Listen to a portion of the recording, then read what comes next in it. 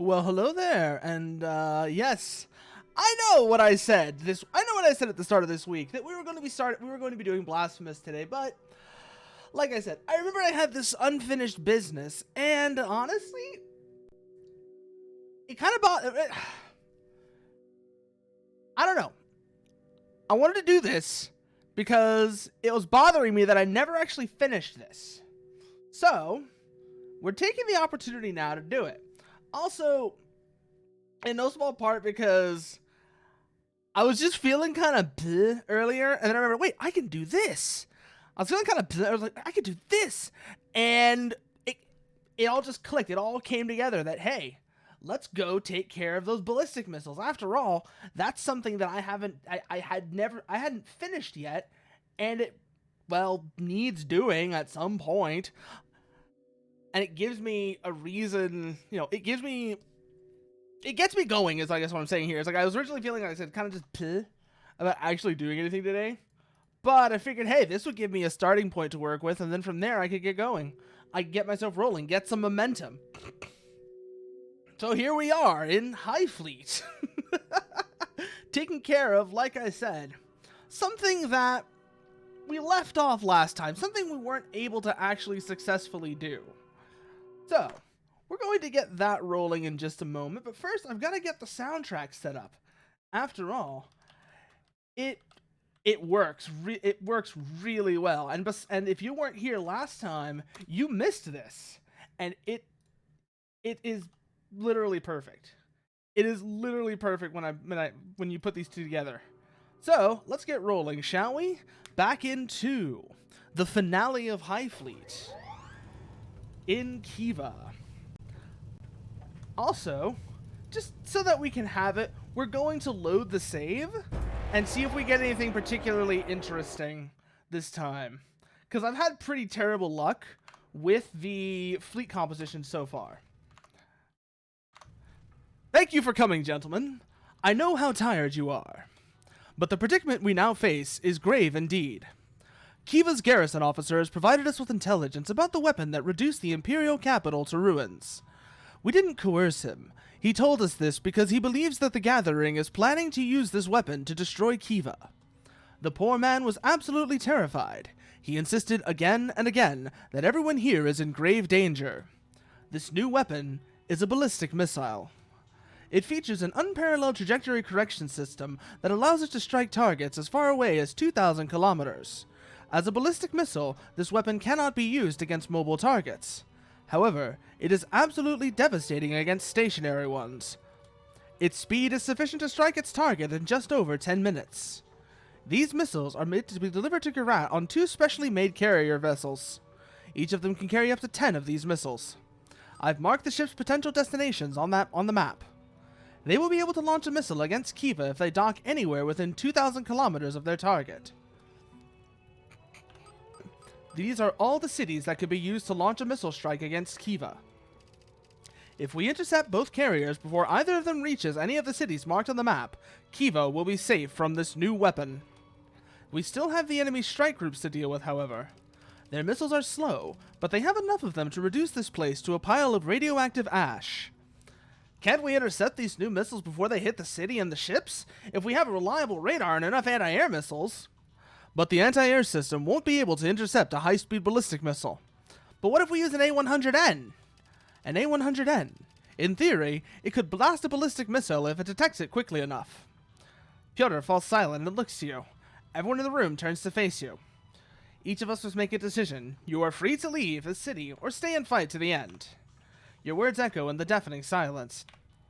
Let's see here what we got now. Garat, support 2, which means we get 2 ships from them. 2 carriers. Those will be useful for dealing with the missile launch vehicles and enemy strike groups that come in. We'll be able to use their aircraft to bombard to soften up any strike groups before sending in combat vessels to finish the job. We've been through much together, Grand Duke. The Yellow Dynasty is on your side. Gladiator longbow triumphant. Strategic missile carrier. I don't know what it's carrying in terms of ordnance, but if it has even a single A100N, that gives us BMD capability. I believe these are actually loaded. I believe these are loaded with A100Ns. So the Triumphants will be useful as BMD picket vessels. We'll set them around in a bubble around We'll set them up in a bubble around KHIVA, so that their radars the radars provide overlapping coverage. The hidden people will join your cause, Sana Sayadi. Fat Man Cormoran. The Fat Man is kind of weird. I don't know how useful it's going to be. The Cormoran, on the other hand, will be one of our primary strike assets for dealing with the actual carrier vessels when we get there. These are extremely useful in close. These are extremely powerful vessels in close combat. The other one, of course, being the...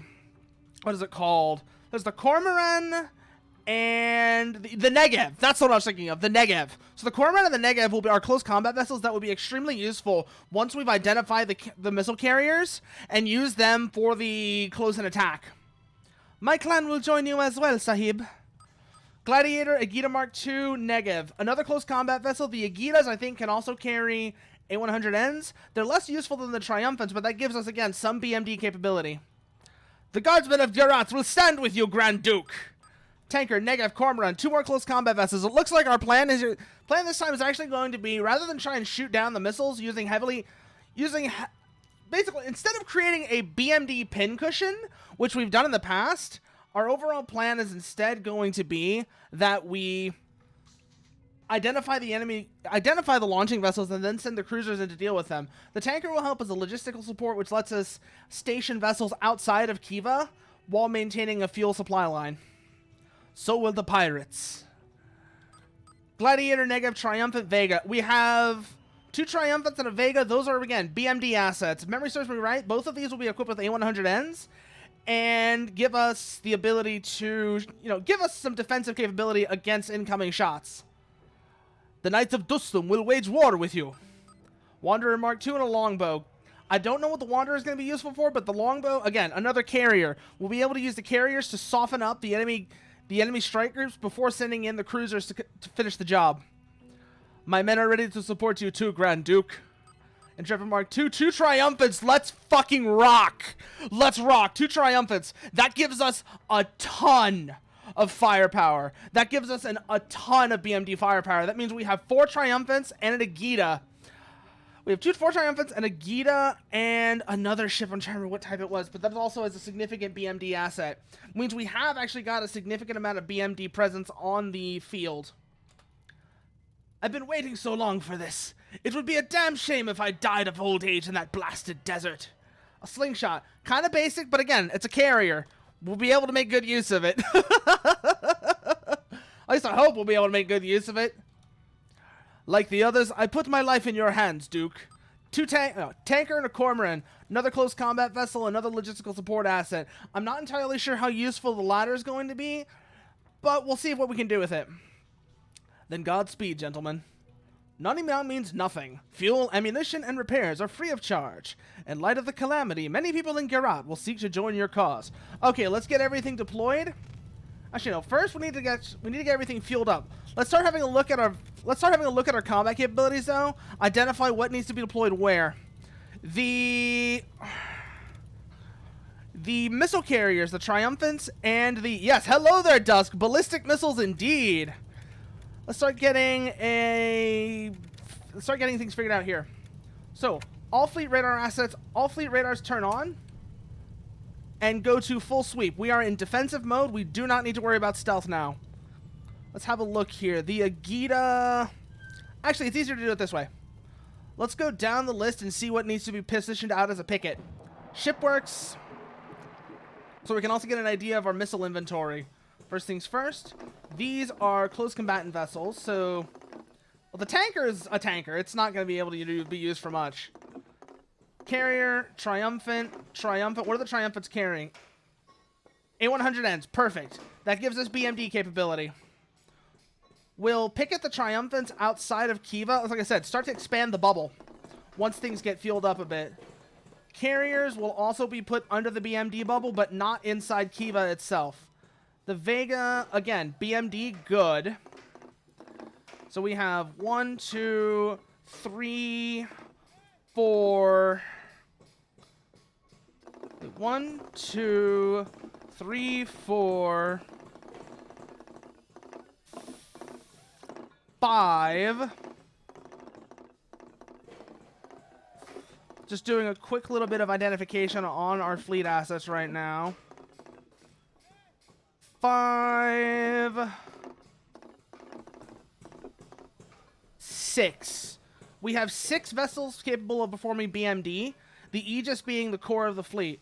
Aegis will be... We're equipping the Aegis now. 3, 4, 5. Let's see if we have any more loaded up. Nope, that's it. Okay. So the Aegis has 5 shots. The Triumphants each have 4. We have 3 of those, which is 12 shots. Then we have 6 on the Vega, which gives us 18, plus 5 on the Aegis.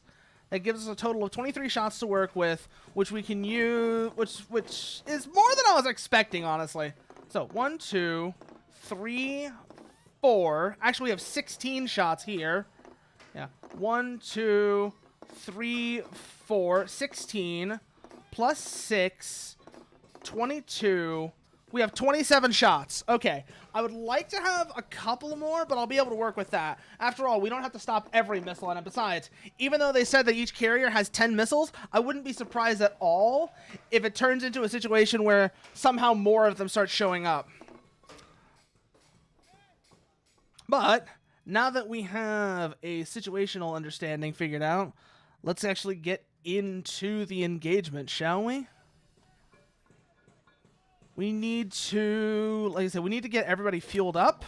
I don't know how much that's going to take, but I do know that currently we do not have sufficient fuel to reach any of the potential launch sites. I'm going to want to have enough so that the entire fleet as a whole can reach Kiryath, even though I know that once we get things split up, it won't be nearly that big of a deal.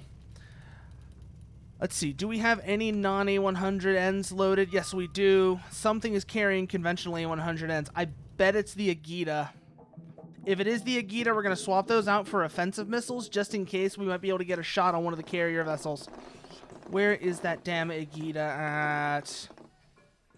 We'll also put offensive missiles on the tankers, so that at the very least they are serving some kind of utility, even when they're not escorting other ships to combat, into combat zones. So first things first, hull.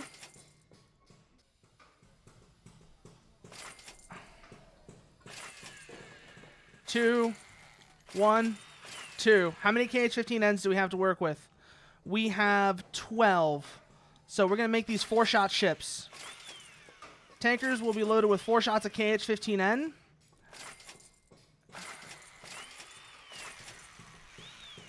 Then from there... Let's find the other one as well. No, we're not going to change that. That's the Cormoran. It doesn't need any. The Slingshots are carriers. They're fine.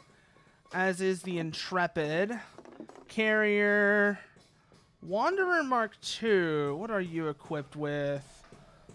Looks like 57 millimeter. 4 of them. Okay. You're actually fine. You'll be used in an attack roll as well. I've already looked at you and saw what you have on you. Triumphants are set to go. Gladiators set to go. That's a Cormoran. That's a Negev. Tanker, Negev, Agita. Here we are. What do you got? Yep, you've got the conventional A100s. These are currently useless, actually. So they'll be swapped out for the KH-15Ns. That makes you an offensive asset now. No. Gladiator, Cormoran. Where's the other tanker? I know we have 2 of them. I'm trying to find it. I'm pretty sure we have 2 of them. I know we have the one. Oh, there's the other one. Okay. This one will be refitted as well to carry KH-15Ns so that it can be used as an offensive asset. Wait, we need to put the hull on first, remember? 1, 2, 3, 4. 1, 2, 3, 4. Now, where are the KH-15Ns? There they are. We have 8 left to go. Let's see if we can't stick any more shots on anything else as well. They'll be useful. We want to have everything ready to go so that nothing is in refit when we're ready, once we're actually in engagement. What else could potentially carry them that's not doing much right now? Ah, the Fat Man. The Fat Man can be loaded up with them. This armor is of dubious utility, especially considering that it's only armed with 37 millimeters. So we'll take those off. And then hull is next. Put that on like so. 2, 3. No. Yeah, 1, 2, 3. Then we'll do that again. So that they're like this. 3, 1, 2, 3. First, the KH-15s go on. 2, 3, 4. That takes care of the KH-15Ns. Now for the PNs. 2. That's ready to go. Ready for refit. Anything else? No. The Gladiator is going to be using an attack roll, so it doesn't need to have anything added to it. We might actually add missile tubes to these, because their aircraft inventory is somewhat limited as it is.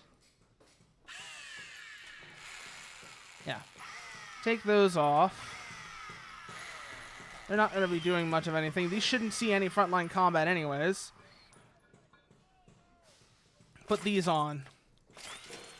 2, 3, 4. That gives it space to mount 1, 2. And there should be at least one other slingshot. There it is. Ansel. Yeah, there it is. So, as before, strip this down so that it's actually more useful for our current purposes. 2, 3, 4. KH-15 PNs go on. The last one's going to go on the Aegis, so it's not that big of a deal. No. There we go. All missiles are now fitted, and all missiles are now fitted. It's going to take us quite some time to get this running, though, so we'll have to... It's going to take a bit of work. Okay. 117 hours. We got to hold out for 117 hours before we start going on to offensive operations. Well, this will be interesting. Meantime, what's our fuel situation looking like? Not exactly great, that's for sure.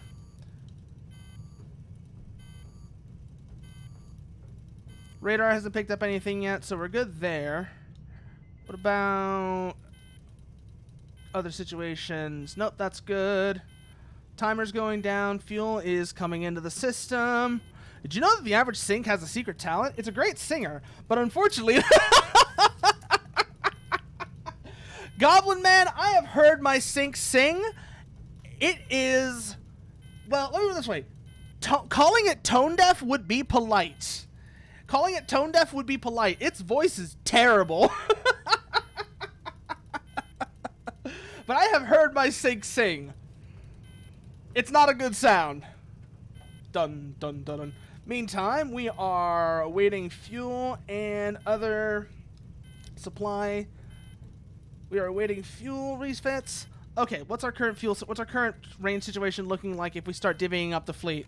Let's see. The Vega. Hey, Nuker.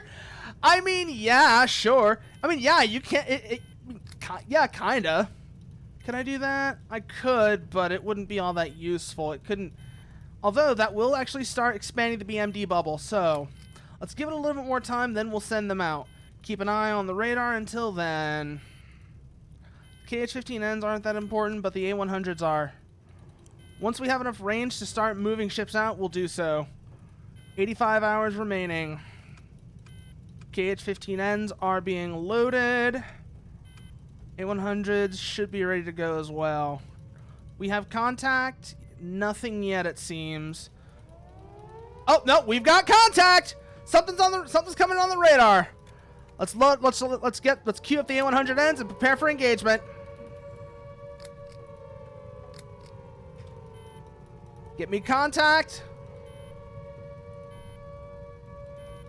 Something's coming in. I haven't detected it yet, but I can definitely tell something's coming in.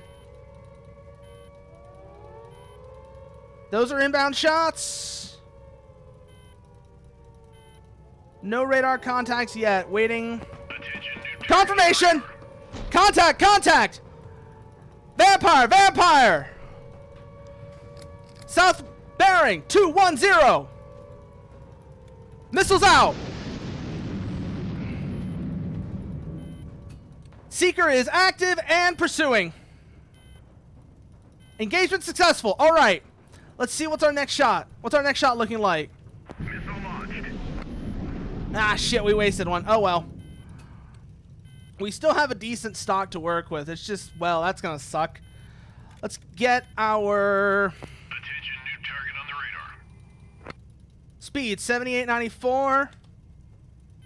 Seeker is... Contact is lost. Contact lost. Seeker did not acquire. Missile away. New shot out. Vampire. Vampire. Same bearing as before.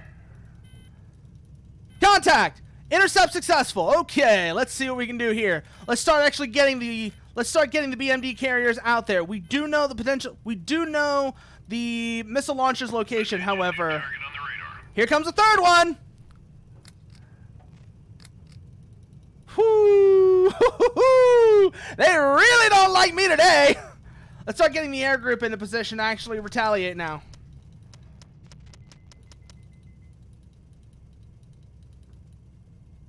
Air group prepare for engage. Air group prepare for launch. Hostile ballistic missile launcher has been identified.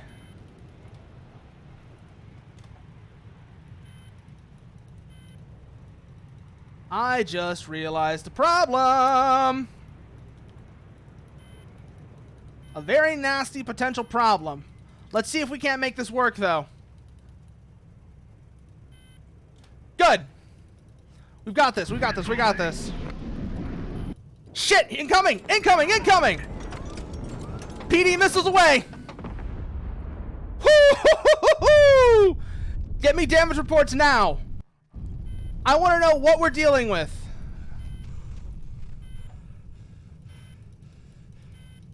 Whoo! We cannot take another hit like that. We absolutely cannot take another hit like that.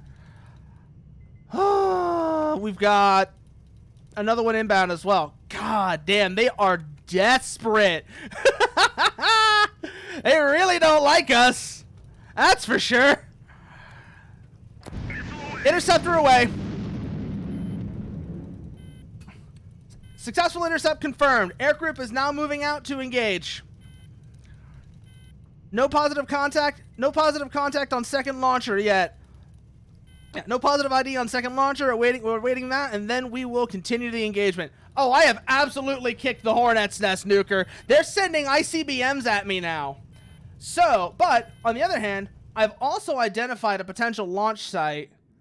Negative ID, negative ID. This is the wrong one. But, wait, what the hell? What happened to the rest of the air group? Did the rest of the air group die? Or did they just not? Like, yeah, they did. You know what? Fuck it. We fucked it up. We fucked it up. We're gonna save scum now. I already know what we're dealing with. Let's see what our ship grouping looks like this time. This does mean we lost that ship. We're gonna lose that ship grouping, but let's see what we get this time. Fearsome, Negev. I don't know what the Fearsome is, but the Negev will definitely be useful as a close combat cruiser once we've identified the launchers. Elu Dynasty is on your side. What do you got for me? Fearsome, again, another Agita. That's dubious utility. It only carries conventional A100, so it won't be particularly useful for the intercept. However, we can swap those out for offensive nuclear missiles, which we can use, again, to soften up the launcher and its associated fleet. What do you got for me? Al-Sahir. Intrepid Mark III, Archangel. Again, another pair of close combat vessels. Looks like we haven't gotten much in the way of BMD yet, though, so this is going to get interesting. What about you, EC? Gladiator, Triumphant. First BMD asset confirmed. We have at least 4 shots. We have at least, let's see, 4 shots on that. And then I think 5 shots on the Aegis. So we've got 8. We've got 9 shots so far. Cormorants again. What about the pirates? What do they got for me? Archangel, Gladiator, Cormorant, Nomad. Lots of close combat assets this time. If I can be aggressive, if I can survive long enough to be aggressive and expand outwards, I should be able to make good use of this to actually deny them the usage of the launch sites. But the Knights of Dustum, Wanderer Mark II, Agita Mark II, People of Ra. What have you got for me? Voskod, Agita Mark II, Negev. Wow, this is a terrible fleet lineup, actually. I mean, the combat vessels are good. Close combat vessels are good, but we're really lacking in defensive shots this time. Paladin Mark II and a Triumphant. Yep, shaping up for a knife fight. Gonna have to be fast. The problem is, with the extremely limited defensive missiles we have, we're gonna be stuck waiting quite a while for the fleet to fuel up. Whew. So let's see. We've got how many A100N shots? We know we have 4. Let's actually go and take a look at the fleet, because I know we've got 4 from the Triumphant. I don't know if we have a second Triumphant or not. Let's go look. So we have Triumphant. The Nomads got nukes, but they're offensive. So that's not particularly useful in the BMD role. Gladiator, Cormorant, Fearsome. So we have at least, let's see here. Yeah, 2 Triumphants. Okay, we have 2 Triumphants. That gives us 8 shots there. And then the Aegis can carry an additional 5 because, well, we only have 5 more. It could carry 6 if we had a 6th, but we don't have a 6th missile. So we're going to have to make this work. 1, 2, 3, 4, 5. 8 plus 5, 13 shots. We won't be able to take out every single incoming, but that'll give us something to work with. The KH-15PN will also then load that up for an offensive shot that we'll be able to make later. Let's see what else we've got to work with here. Da, da, da, da, da, da. The Triumphants are good. The Paladins are good. Although, okay, yeah, no, they have all of the missiles on them. So if they identify the launchers, we'll be able to send that in to actually whack them with their ship-to-ship missiles. Negatives are good for similar reasons. The Agitas, on the other hand, these are not useful. So we're going to swap those out for offensive missiles. No, cancel. Does the Voskod actually do anything of real use for us here? I mean, that's a combat ship, I guess, and it's got a fire control radar. But beyond that, its utility is kind of dubious. Let's fix that. 1, 2, 3. 1, 2, 3. 1, 2, 3. 1, 2, 3. Now it's a shooter. It's offensive missiles rather than A100Ns, but that's still useful. 1, 2, 3, 4, 5, 6. Okay, Voskod is refit, ready to go. Well, not ready to go, but it's useful for us now. KH-15Ns. We still have 4 of these. Put 2 on this Agita. I think we have a second Agita as well, so keep that in mind. Wanderer is good to go. Nomad is good to go. Cormorant is good to go. Archangel is good to go. Gladiator, Cormorant. What's the Fearsome, actually? Oh, you're a mean little thing. Look at you. You got twin Sarmats on you. If we can get this thing in close, it will rip their launch vessels. It will rip their launch ships apart. Triumphant, Gladiator, Archangel. Intrepid's a little... it's okay. Negev. Another Agita. Again, these, not useful. They're the wrong kind. So we'll put the last 2 KH-15Ns on it. And then leave you as that. Another Fearsome. Again, like I said, mean little thing. Definitely deserves that name. This Gladiator's good to go as well. Variag is basically... that's as good as that's going to get. The Patronus now. Now the Patronus the Patronus is also going to become a shooter for us. 2, 3, 4. How many shots do we have left? 8.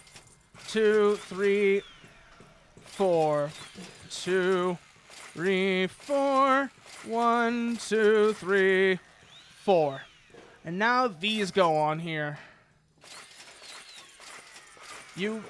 This thing has done us amazing work as well. This thing has put in amazing service as a logistical support vessel up until now. But considering the change in situation, that's not going to cut it. So we're loading her up for... What's the word I'm looking for? Oh, yeah. Load her up for offensive missile launch duty now. No, that's good. Gepard. Oh, yeah, the no-name Paladin. I forgot I had this thing. This was a Paladin that I messed around with and modified to be faster. Here is our main carrier. Do we have any further aircraft to put on board? Doesn't seem like it. And I don't think we really got many, if any, carriers this time around. So that basically means this is our air group. Oh, boy. Oh, boy. Yep. Yep, bolting launch tubes on anything they'll fit on. That's what late game Highfleet is, basically, Nuke. That's basically late game Highfleet, Nuker. Meanwhile, but this thing right here, this ship has put in amazing service until now. The T7s on this ship have basically saved my life so many times that it's kind of hard to count at this point. Being able to starting the game with a super carrier puts you in a position where rather than having to run every single time you even see a slight blink on your radar warning receiver, you can start hunting strike groups. It's funny. It's very funny. When you start, like I said, actively hunting enemy strike groups, things get silly fast. But that's as good as we're going to be able to do. We've got 99 hours of refit time ahead of us. Let's see what our fuel situation... Our fuel situation is terrible as well, which means we're going to be on the defensive for quite some time, which is unfortunate considering everything else. Also, before we go any further, turn the damn radar on. We don't want to get caught by surprise. What's our fuel situation looking like? Still not good. Come on, get everything loaded up, and then we'll be able to actually start working on this. 82 hours of refit. A lot of that. We're going to be playing a lot of that, Nuker. The main way we're going to find them is they're going to launch at us, though. That's going to be our first, probably going to be our first signal that something's going on. We're going to get a launch confirmation and have to go from there. Even then, considering how these two cities are lined up, if it comes from this vector, that's not particularly useful, because that means it could be either one of these two. However, aside from these two, most of the other potential launch sites are pretty easy to ID.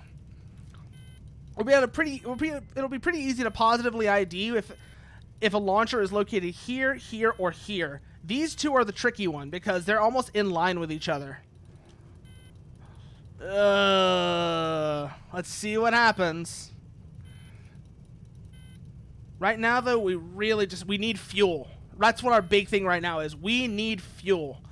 And until we have fuel, we're not going to be able to do much in the way of offensive work here. Okay, first things first, let's get the Triumphants positioned outwards so that they can start expanding the bubble. Roger that. Good luck.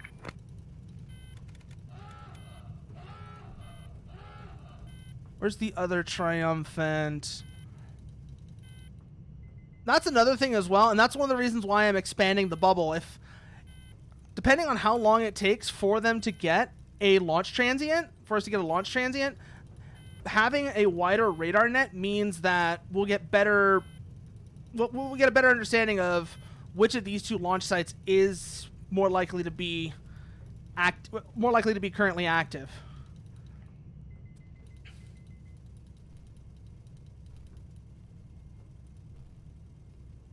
You need to go out further, actually. I want to expand the bubble as wide as I can. Good, that takes care of that fire control radar. And if you run out of fuel, that's fine. That's going to be your final resting place anyways. Let's see then. Second Triumphant, where are you? I know we have at least 2 of them. Where the hell is it?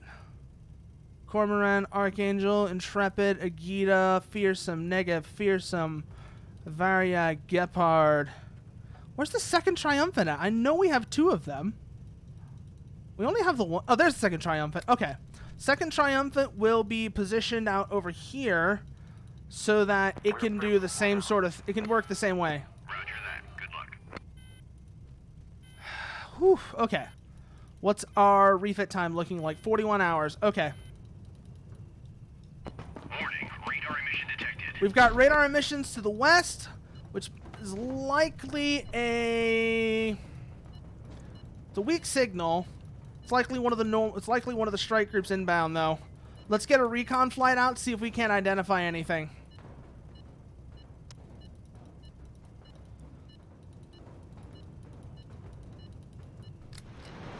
Recon flight out.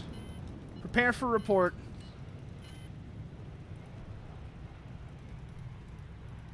Yep, we've definitely got contacts there, but it does not look like it's the strike group. At least not yet. Okay. Second recon flight, move out. Prepare to move out to southeast launch site 1.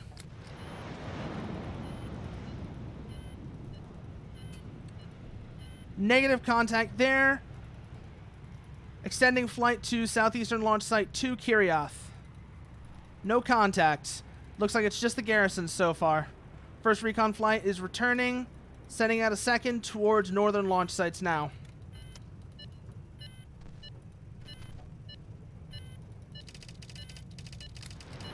Unidentified detected. 1200. I-200. Atlant. Looks like that's probably... Let's see if we have any information on those call signs. Atlant. That's a carrier group. Wanderer's a missile carrier group. Merlin is a missile carrier group. Doesn't seem like either of those are the ballistic missile carriers, though, so they are not significant. Nomad is another aircraft carrier group. Bandit as well. Doesn't seem like Atlant doesn't resemble any of the call signs we picked up so far. Keep an eye on that one, though. We still don't know what it is exactly. Recon flight returning to Shybot. It seems like something is making its way up there. I don't know what it is, and I don't like it.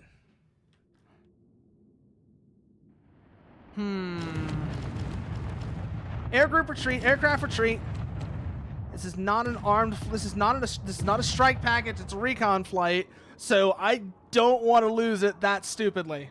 Also, for some reason, I have lost the ability to outfit my aircraft with air-to-air missiles, which is quite infuriating.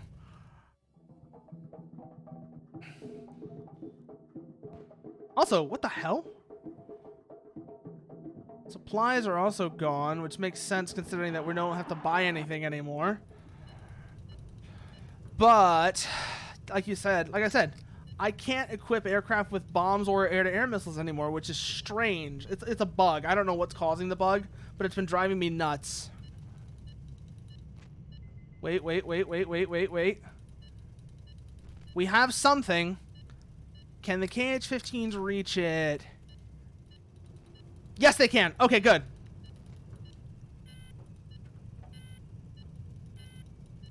Something is moving to dock in Shybot. I don't know what it is. We're going to take a shot at it, though.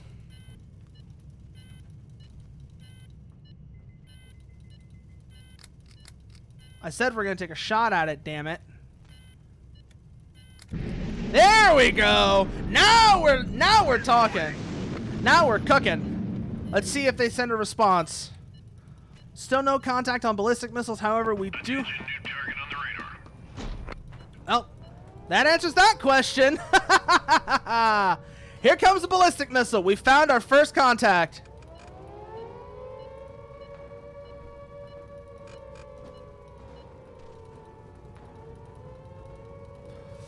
Lovely.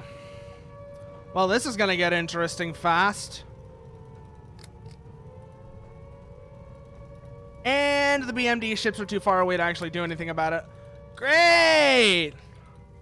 But now that we have a positive ID, we'll be able to engage the launcher. First one's through. Minimal damage, it looks like.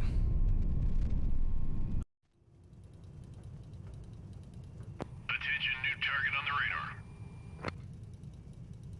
Oh, no, that was them hitting us. That's right. Missile launched. And we just failed.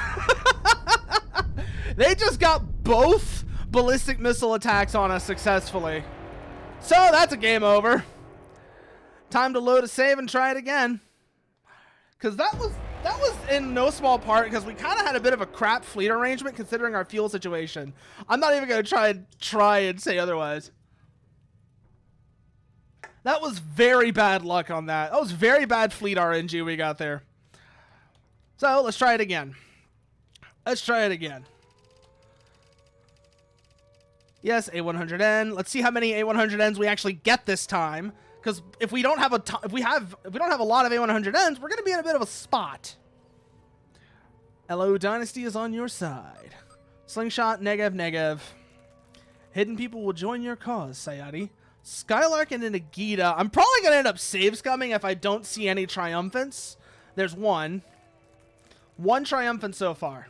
We have one triumphant. 3 triumphants. Now we're cooking. Now we are cooking. Come on, give me more. Give me more. Give me more. Nomad Mark II. I don't know what that's carrying on it, but we'll figure it out. Knights of Dustum.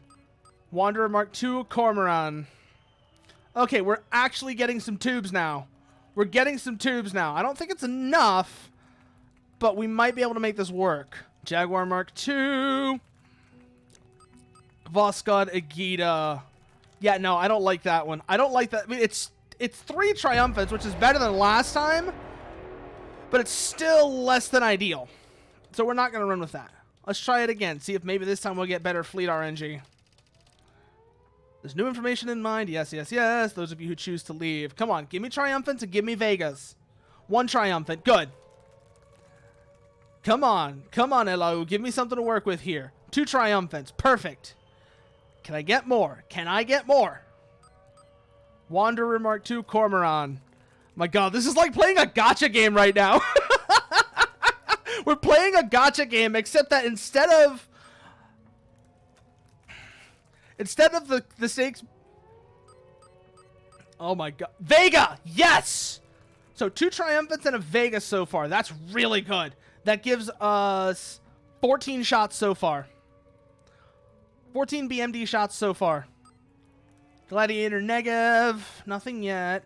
Nothing yet. Come on. Another triumphant. That's another 4 shots there. That's 18. Plus the 5 we're going to get on the Vosgod. That's the 5 we're going to get on the Aegis. Another 4. 22, 27 shots. We might actually be able to do it this time. Holy shit. We might be able to pull this off. We might actually be able to pull this off. Let's go. Let's rock. Whew, let's get the music going as well.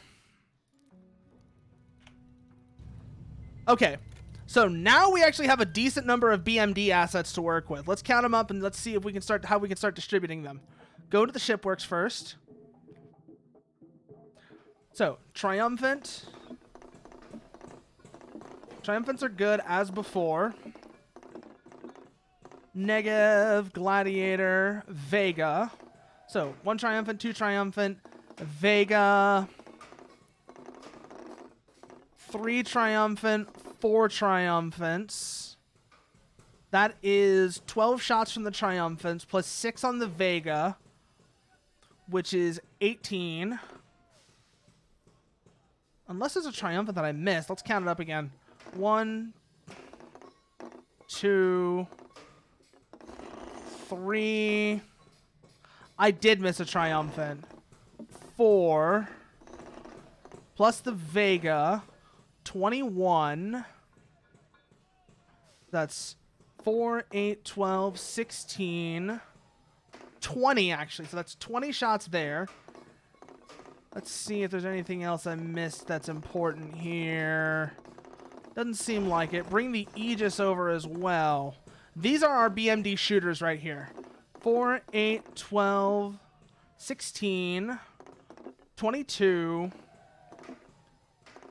plus 5. Let's get the 5 loaded up now. 1, 2, 3, 4, 5. Those are loaded up. Good. Let's also get a KH-15N on there so that it's loaded up and ready to go in case we're able to retaliate, so that we can start getting retaliatory shots as well. Now let's look through the rest of the fleet. Cancel. Fearsome is good to go. Voskod will be refit as a retaliatory cruise missile shooter. Where are you? Where are you? Where are you? Where are you? There you are. That's what I need. 4. 1, 2, 3, 4, 5, 6. So that gets us 6 shots. That lets us load 6 shots on the Voskod.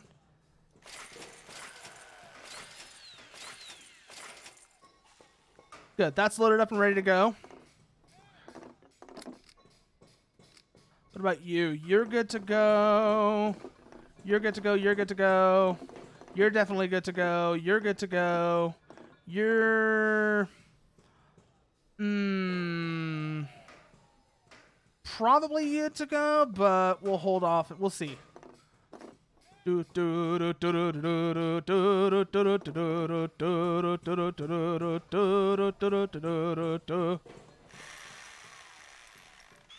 that there just so that it drives... Just to satisfy me. Just so that I don't go crazy seeing a gap in the carrier deck.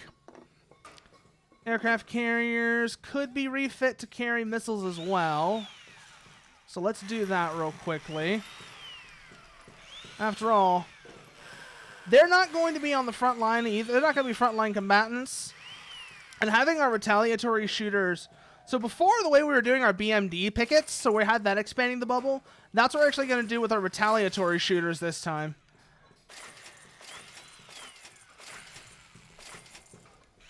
Four. 1, 2, 3, 4. That's ready to go. Do we have a second carrier that needs to be fitting there? Yes, we do. Okay. So we're going to do this one as well.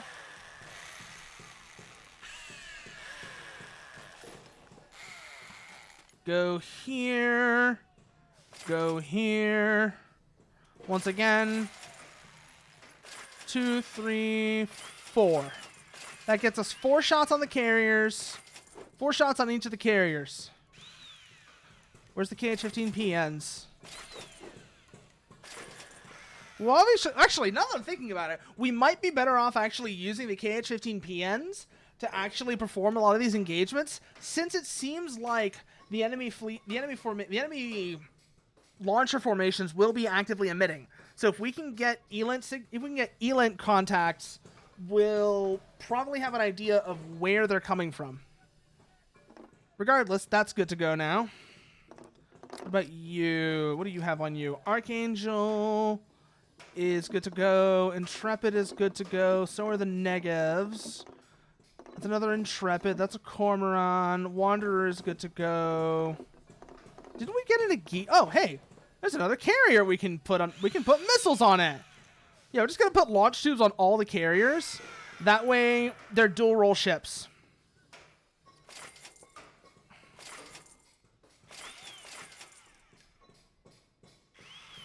The escape pods, not that important right now.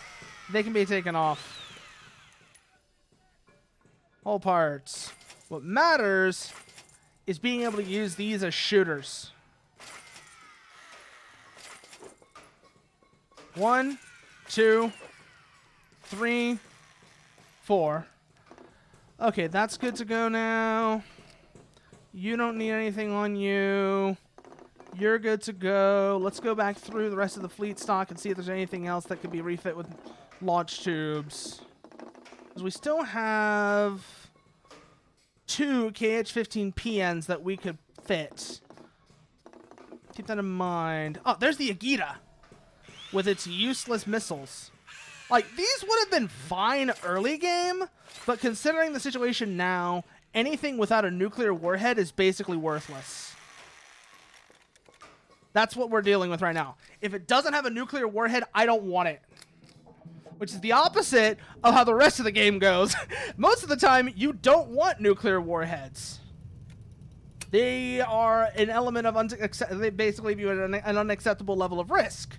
However, now we want the nukes.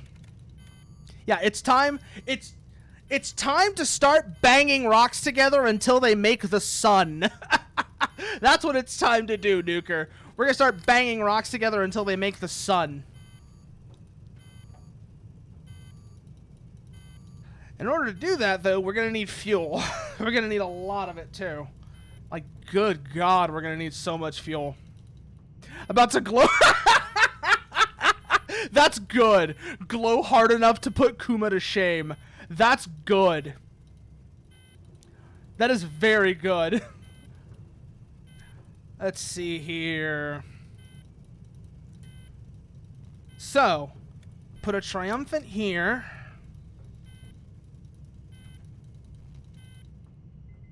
Actually, no. Delay that until we can get... Considering how many BMD shooters we have to work with, it may actually make sense to actually keep everything centralized. Maybe not. Okay. So let's start moving some things out. The Vega's going to go southwest because that is going to be the most likely source of concentrated fire. It's going to go here. Triumphant is going to go here. This Triumphant is going to go here. This Triumphant will stay. These two Triumphants will stay here. Actually, no. This Triumphant will go this way. And that gives us an expanded radar picket bubble. The expansion to the... So, right now, what we're doing is we are waiting for them to show themselves. We're also going to start using recon flight. Actually, you know what we're going to do? We're going to send out recon flights to see if we can't ID potential launch sites. Once we have positive IDs on launch sites, then positive IDs on potential launch groups, we'll then use... We'll then send a strike in to hit them and use the... Along with potential and potentially, if we have to, intercept any of their strikes that they're going to send at us. Withdraw, withdraw. So the first thing is identification. We have to ID the launch. We have to figure out where the launches are going to be.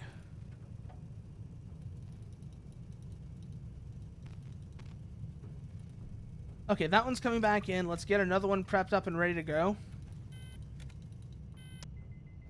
We need to have constant... We're going to want to have constant recon flight coverage to make sure that we don't miss any of the launchers that are any of the launchers that try to come in. Also, radar is up, so that's good. That flight's coming back in. Send out another recon flight to cover it. Attention, new target on the radar. Okay, we have confirmed contact. Shots coming in from Kirioth.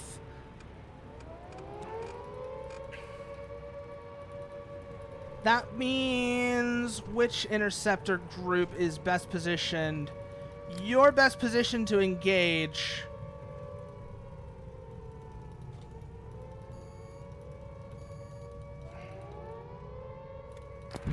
Launcher out. Shot out. Shot out. Seeker has acquired. Intercept failed. Intercept failed. Second intercept group, prepare to engage. This is getting spicy. We had a bad vector there. We gave that shot a bad vector. Second shot is out to engage. This shooter's preparing to engage now.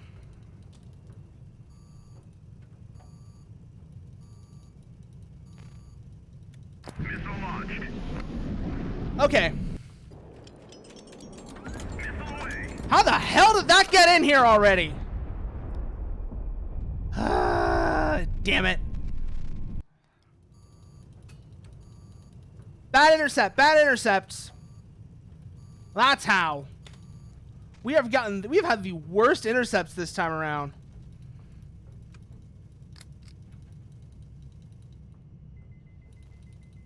Missile away. That's how it's doing it. I just realized. Okay. Seeker is active. Missile has acquired. Good intercept. Good intercept. Attention, new target on the radar. Woohoo! They are persistent. That's for sure. Come on, Vega. Missile launched. Seeker is active. Missile is out on intercept course. Bad intercept. Bad intercept. Second unit is preparing to engage. Man, that is... We're having terrible luck with these intercept, with that outer intercept perimeter. With that outer perimeter right now, that's for sure. Target on the radar. Whoo! Whoo-hoo! Come on, baby. Time to redeem yourself. Time to redeem yourself. Let's get the alignment correct this time. That'll probably help.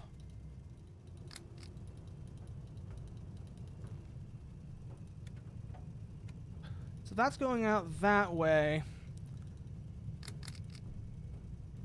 That needs to be like that roughly. Okay. There we go. Failed to acquire, and we're dead. We're dead again. Missile away. We had a bad intercept before. We're dead now. Great. This is what happens. This is what happens. This is why.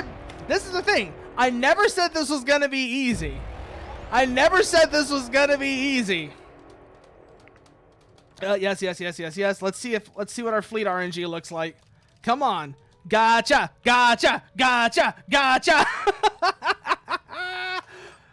Tanker and an Agita. Ugh. Terrible. Tanker triumphant. We got one so far. Yeah, one more pull. Come on, baby. One more pull. Oh, Gladiator, Archangel, Cormoran. We got one good ship so far. 2. Come on, pirates. Give me something to work with here. Dustum, you got me? You got me, Dustum? No, you don't. People of Ra. No, that's no use. That's no good. The Free. Fat Man. What about you? No. Yeah, no, that is not gonna work. Let's do it again. Let's make another pull. Like I said, this is a gotcha, and I got coins to spare. I got pulls to spare. Let's roll. Yeah. Come on, let's see what we got here. One shooter. Nothing there. The Agita will be useful for retaliatory strikes, but that's it. Negative. Nah. 2. We're starting to get something decent here. Nothing there. What about the pirates? 3, 4, and one of them is a triumphant too. So we've got 3 triumphants and a Vega so far. That's good. That gives us 18 shots so far to work with. Ugh. Why is the Agita even here? Like, if the Agita's not going to carry A100Ns, why is it even here aside from being a roll ruiner?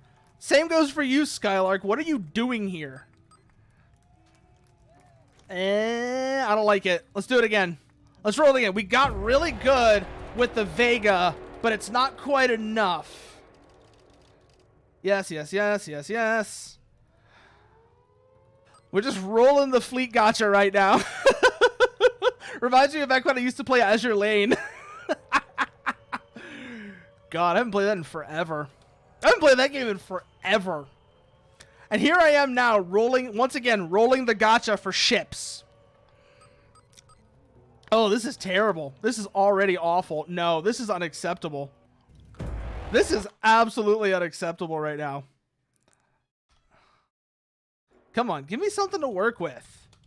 Give me some material to work with here. Yes, yes, yes, yes. Come on, baby. Come on, come on, come on.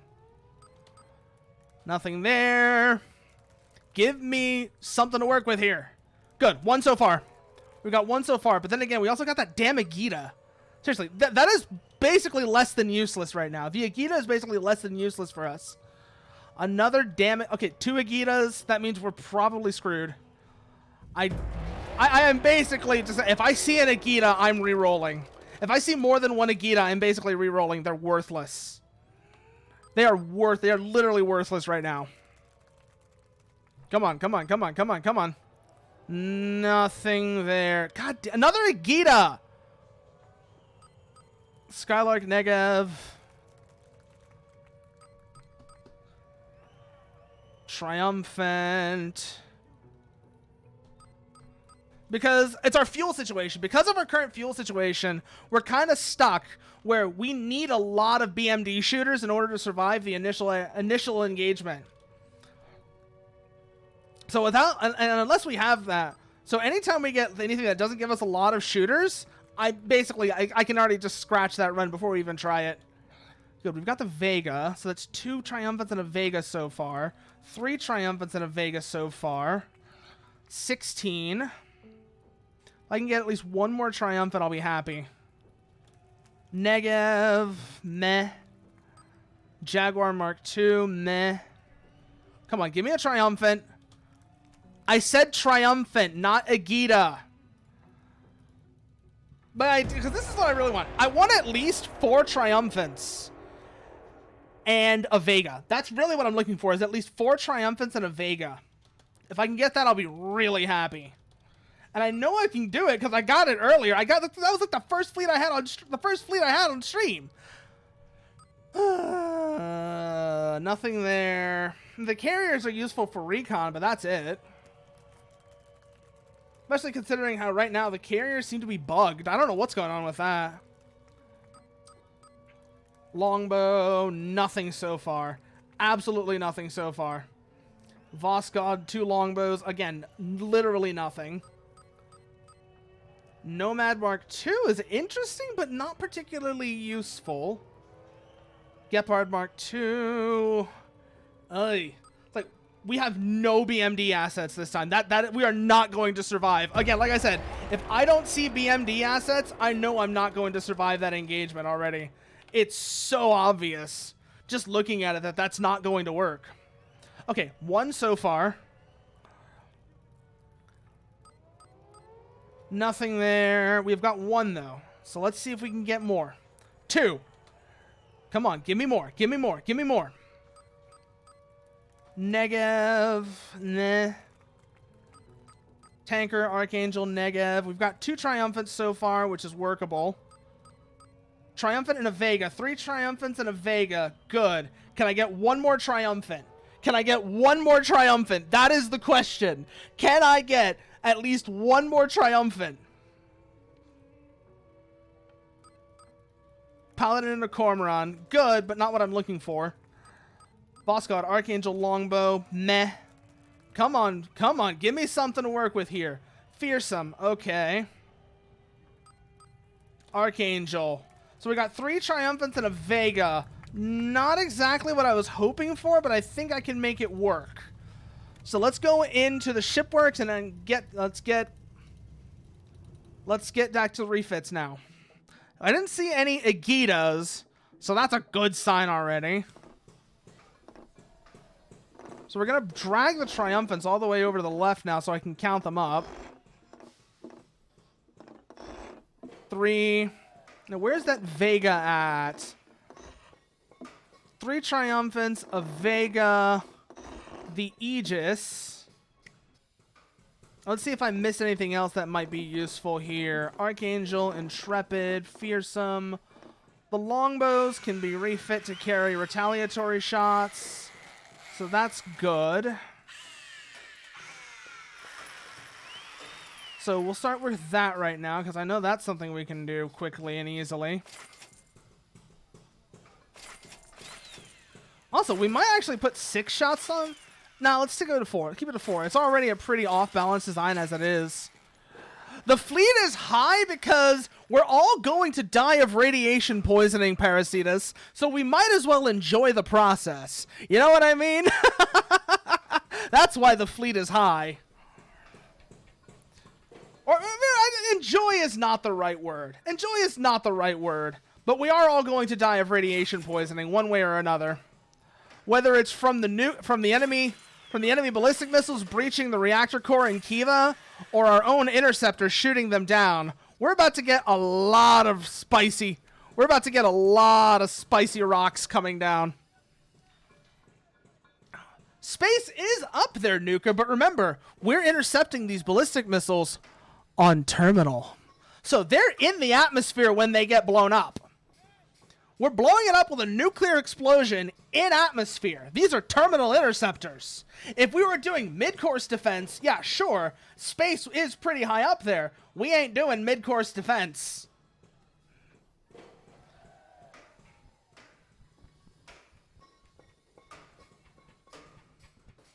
Let's see what we're looking at here then. So that one's ready to go. That's ready to go.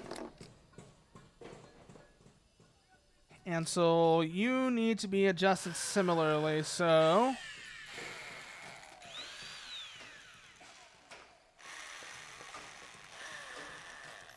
go grab this. Put these in like so. And that gives us another 4 shots of KH-15N. Actually, let's use the PNs first, because like I said, the PNs are actually going to be more useful for potentially more useful for retaliatory strikes, since the enemy fleet is emitting.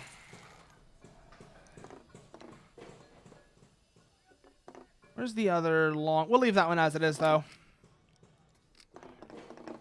Wanderer is good to go. Corn Run, Archangel.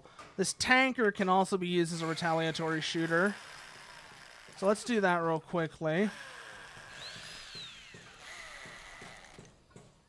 You.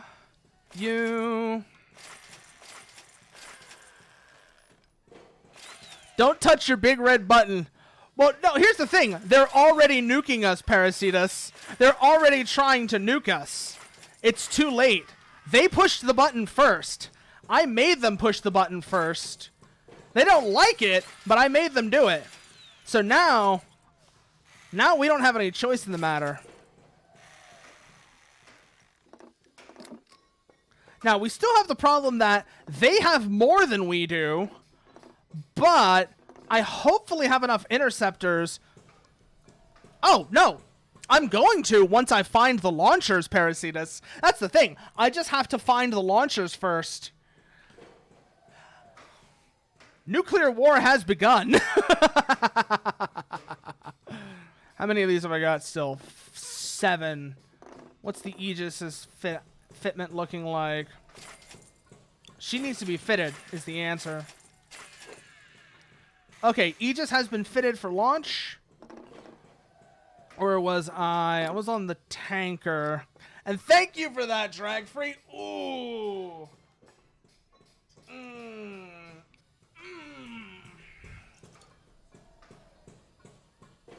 Ah, excellent. Meantime, actually, you know what? I need to go get more drinks. So you know what? I'll be right back.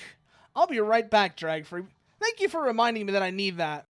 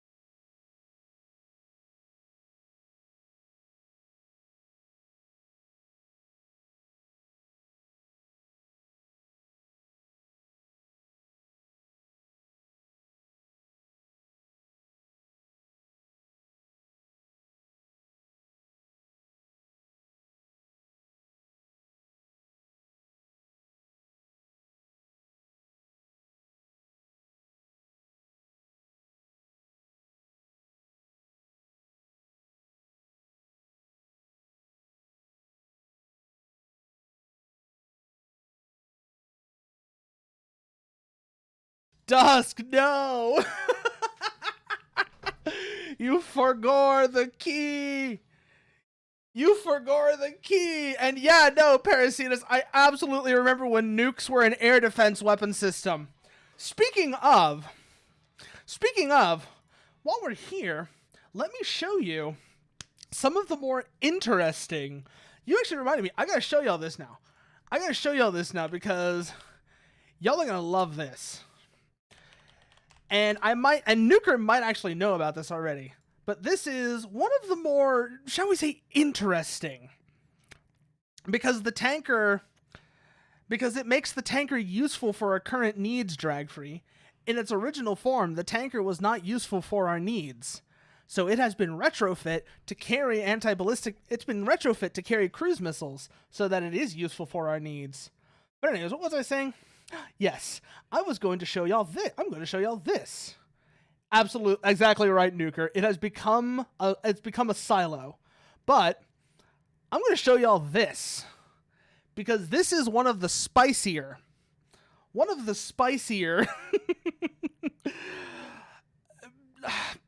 defensive missile systems ever created. And like I said, Nuker, you might know this one. If not, it's called the Sprint. And it has that name for a very good reason. So, just have a look at that thing. Have a look at this thing as it comes in and gets lowered into gets put in the silo, comes up out of the silo. And I would just like to remind everyone here, I would just like to let everyone know here, at launch, the Sprint experienced 100 Gs of acceleration. It accelerated so quickly that it would... You saw that right there. You saw that booster separation right there? That usually doesn't happen when a booster separates. The Sprint is going so fast at such low altitude that when its booster separates, it burns up in the atmosphere. It burns up and disintegrates. That is how fast the Sprint is going. And on top of that, it starts to glow. The Sprint was insane. The Sprint was my favorite kind of insane. And you mentioning nukes being used for air defense reminded me of it. Yeah, re-entry heating on exit. That is how fast the Sprint is going. Again, 100 Gs of acceleration will do that. And then, of course, there is the other well-known nuclear air defense missile. This is the one you were probably thinking of, Nuker. The Nike Hercules. Although I'm pretty sure this particular shot right here is not using a nuclear warhead.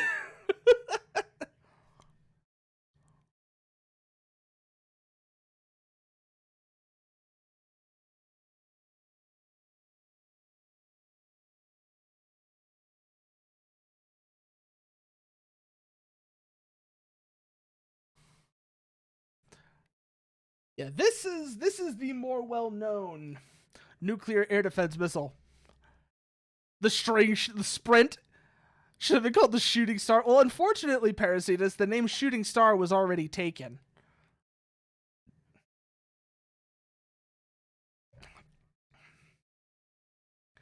Also, so the Sprint in particular, the Sprint is particularly zesty.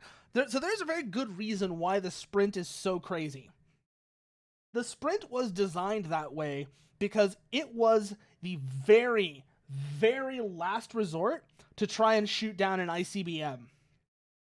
So before the Sprint, the idea would have been you would have had a layered system. You would have had first it was called the Spartan. The Spartan was the first missile. And that was not as crazy. It was a much less insane missile in many regards, but it was longer ranged and would try and engage the ICBM's warhead as it was first entering the atmosphere. If that missed, then the Sprint would have to do it. The Sprint could only engage ballistic missile warheads as they were on their very, very final approach, and it had to be able to react super fast. Because otherwise, that warhead could get past it and basically take out an entire silo. Because that's what this was meant for. The Sprint and Spartan were part of a system called Safeguard. And Safeguard's Oh, the guidance. The guidance on Sprint and... Okay, so Spartan was a radar-guided missile. If memory serves me correctly. Let me have a look here real quickly. I've actually got to look this up now. I've actually got to look this up now that you're mentioning it, Dusk. Now that you're mentioning it, I've got to go look this up. So let's see here. So... Oh, God. I forgot how big the warhead on Spartan was. I forgot how crazy the warhead on Spartan was. So here's how Spartan worked.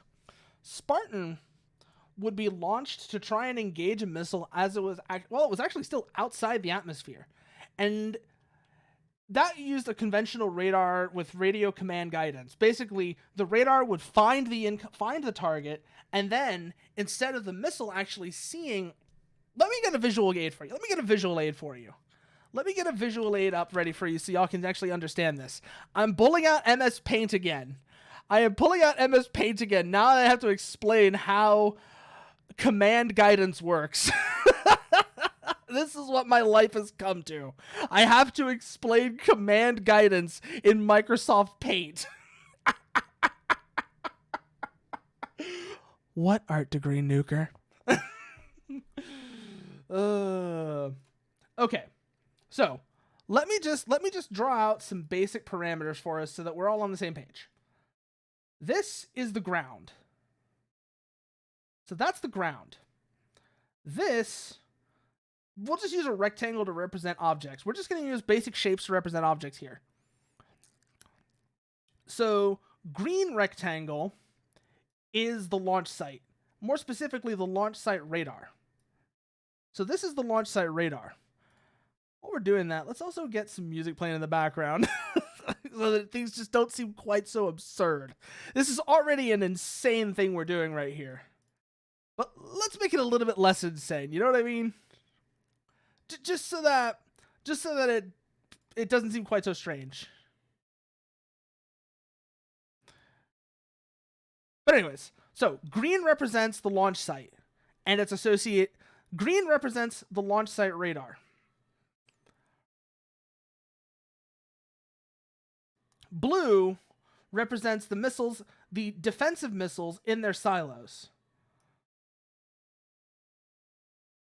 You have, actually no. Blue will represent the Spartan missile. This is the Spartan missile. On its launcher.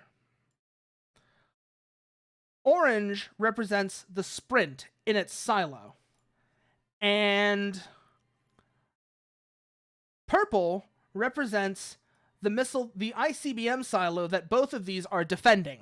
Because Safeguard was not meant to protect cities. In fact, it was often assumed that... Okay. First things first. Context.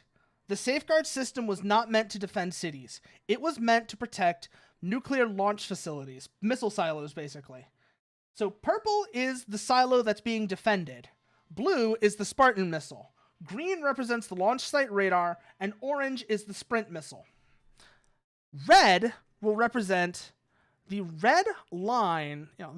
Red represents the incoming ICBM. So first things first, first thing you have to understand is this missile, Spartan, throughout the entire engagement, it never sees the target. It cannot see the target. It does not have any sensors that actually identify and track the target on its own. All of that is handled by the ground-based launch site radar. So, launch site radar picks up contact. Spartan is launched.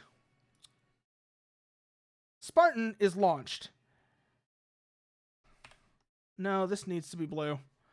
Spartan is launched.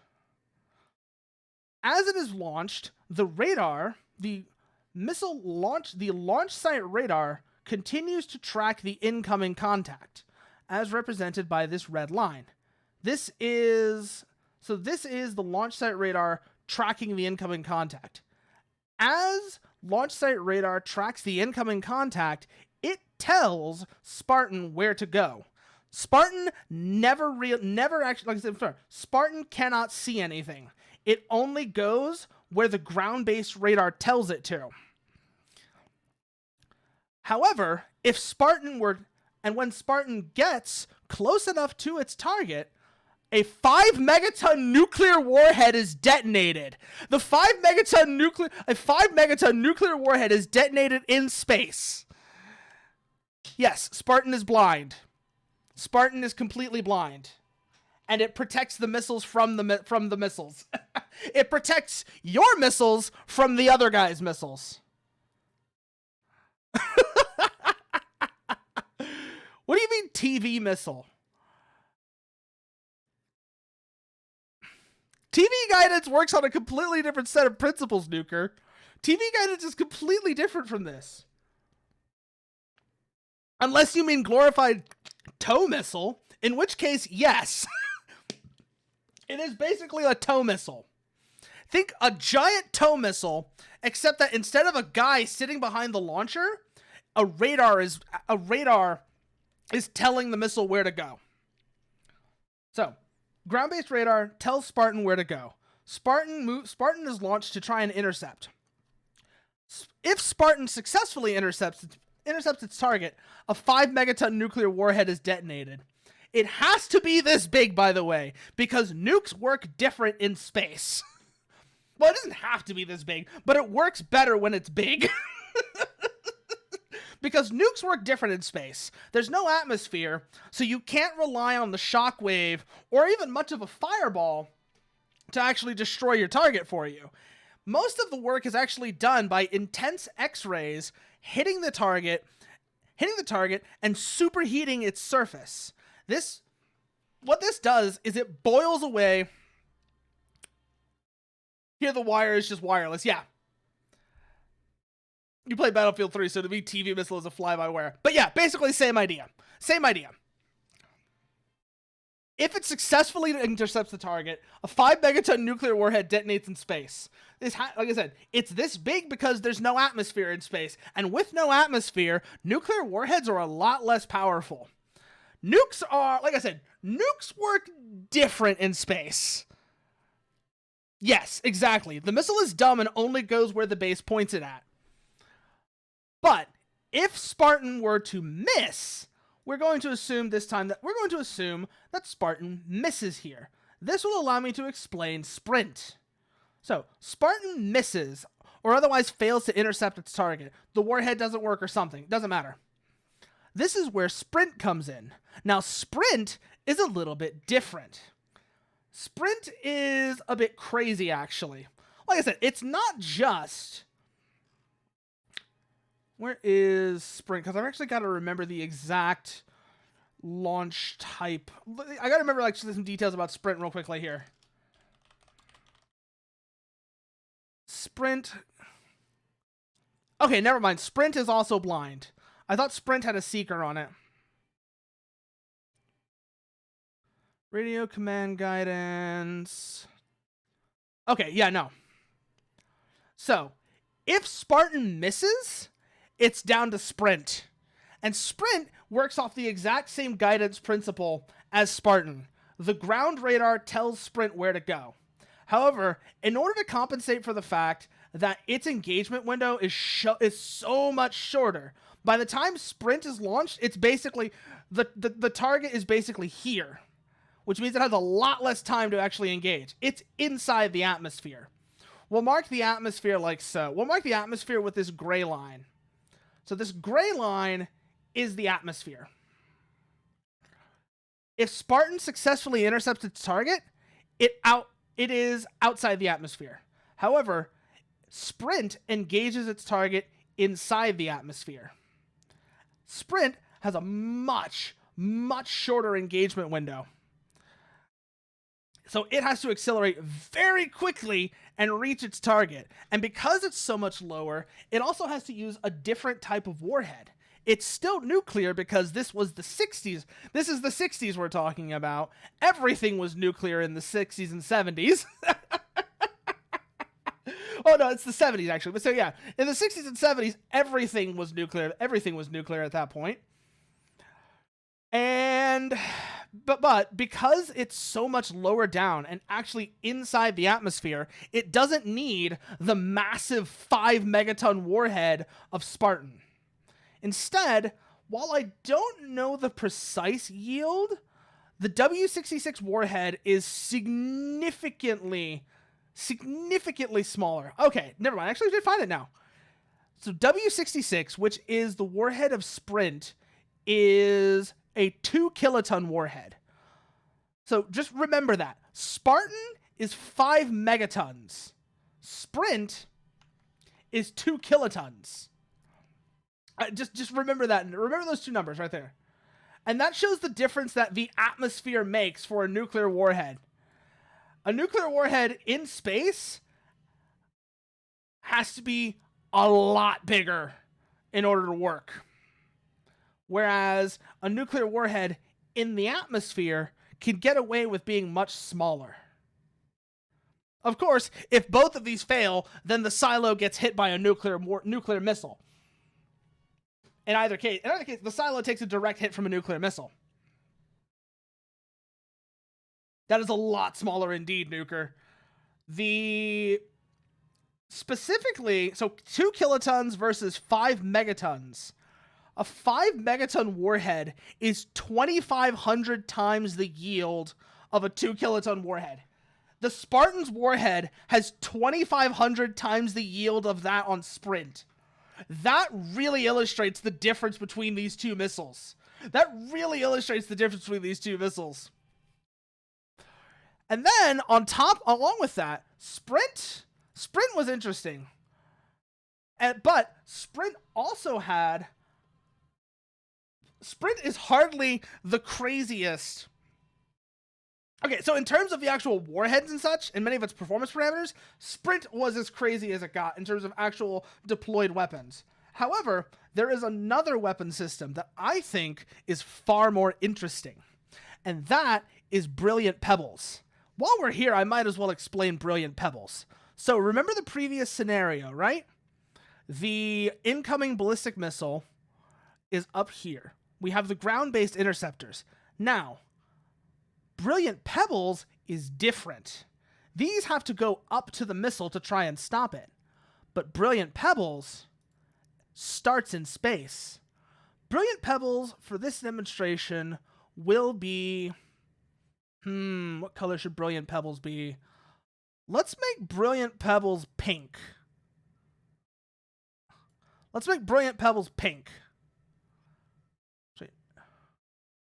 You need to be pink, you need to be black.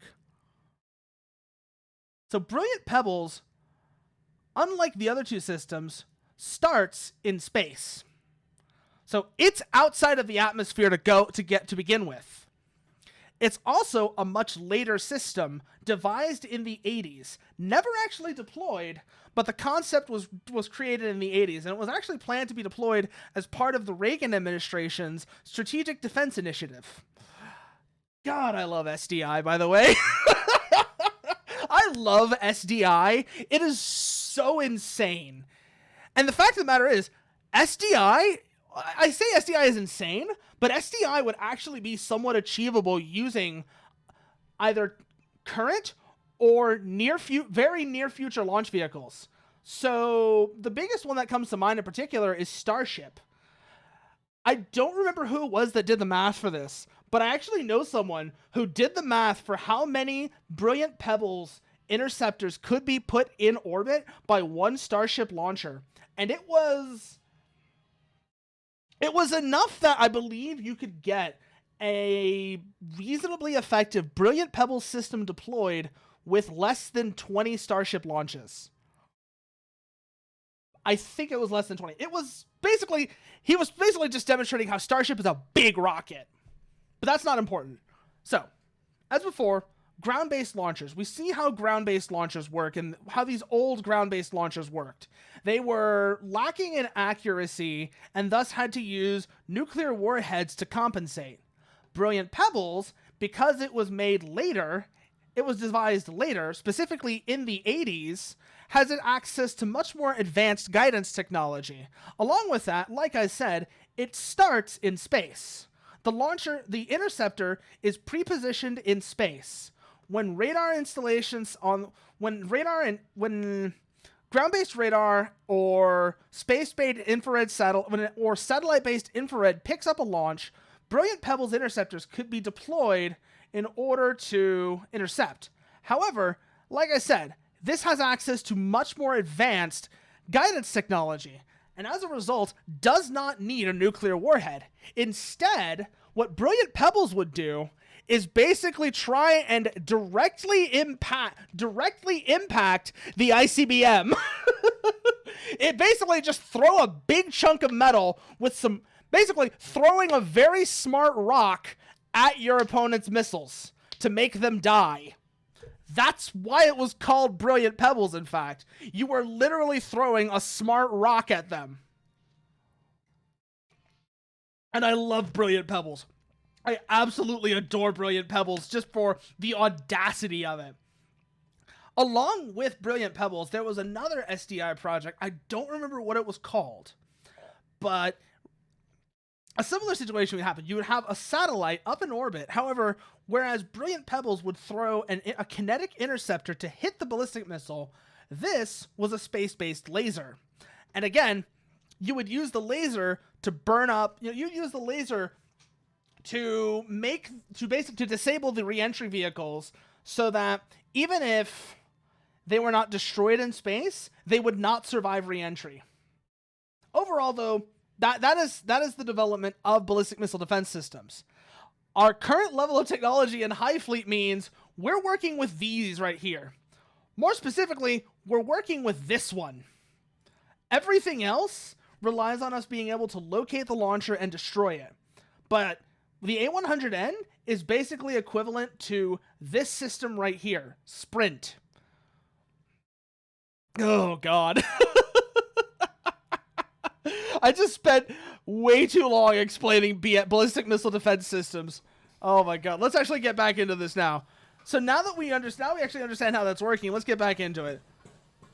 You can think of the KH-15s like Spartan, except that unlike Spartan, they're actually destroying the launcher, whereas Spartan would still be trying to destroy the missile.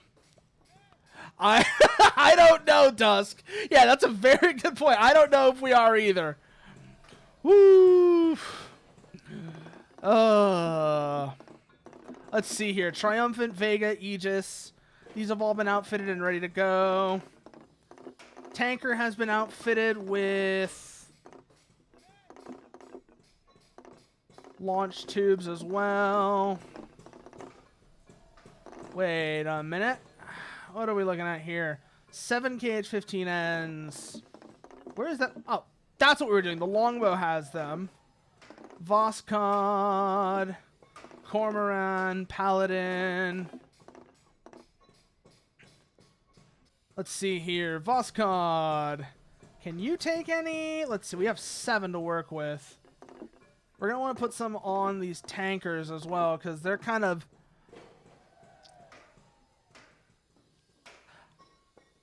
Parasitas that basically exists. It's called THAAD. THAAD. It is the current generation of terminal ballistic missile defense. Rods from God is actually kind of overrated, Nuker. They're funny, but they're kind of actually, realistically speaking, they're kind of overrated. Like, sure, they're a great, like, sci-fi weapon and such, but they're not actually all that good. Especially considering that let's just consider it from an economic perspective. You have to have a launch vehicle of sufficient power to get a solid tungsten telephone pole. I want you to think about how heavy that is. You have to get that into orbit.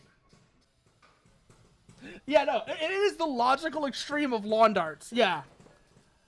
But considering how powerful one of these things would be if you actually were to launch it, you might as well just use a nuke. Because it's going to do the same amount of damage either way. Yeah. You're dropping And not only are you dropping an expensive rock on a target, Parasitus, you're dropping an expensive rock. You're dropping a kind of useless expensive rock. Anyways, where were we? That's where we were. Okay.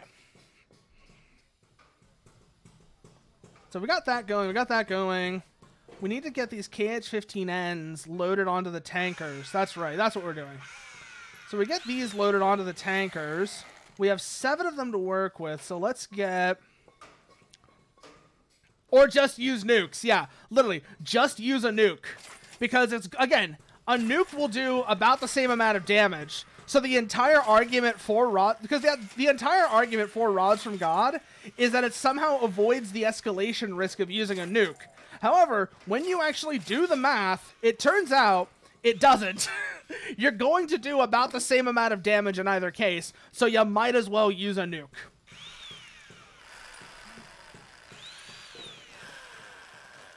Anyways, let's get these fitted on now. Also, seriously, I still can't believe we spent all that time explaining the principles of ballistic missile defense. God damn it. And I'm not even doing a good job of it either. I'm not even doing a good job explaining ballistic missile defense. I think I just gave the worst possible explanation for ballistic missile defense just now. Ooh, that's good to go now. 131 hours. That really is the only difference, is the radiation. And while that sounds like a big deal, considering how much damage you're already doing, it really isn't. You're already deploying a weapon of mass destruction. The only difference is whether or not that weapon of mass destruction is what kind of weapon of mass destruction you're using. That's really the only difference you're making, is that, oh, you're just trading one kind of WMD for another type of WMD at the end of the day. So Rods from God is, like I said, it's a funny meme, and on paper it's kind of cool, but it doesn't really work. Come on, need more fuel. Let's get recon flights going as well now that we're here. Let's get recon flights going so we can get an ID on where they're going to launch from.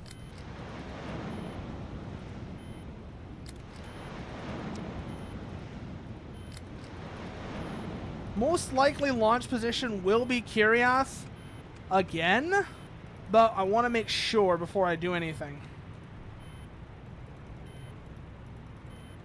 Okay, Asan, Eridu, Shaibad, Kiryath. Asan, Shaibad, and Gizram have got recon flights overhead. Let's get one over Kiryath. Negative contact so far.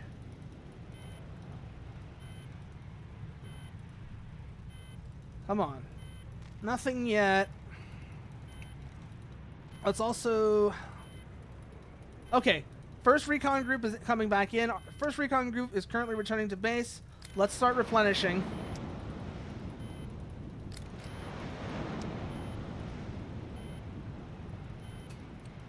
Okay, yeah, no, we've got the range to reach that. I don't know why I thought I didn't. I already set an aircraft out there. It managed to reach it the first time. Why would it fail to reach it the second time? I don't know why I thought that would be the case.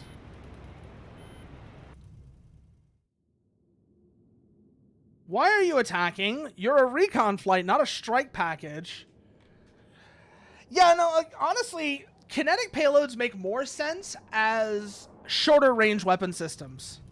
Even then, only kind of. But even then, only kind of, unfortunately. So what are we looking at here? Oh, yeah. So, for example, putting a kinetic payload on an artillery rocket system kind of works. It's still questionable, but it kind of works. Whereas putting a kinetic payload on something that's either meant to go to orbit or be used at intercontinental ranges doesn't.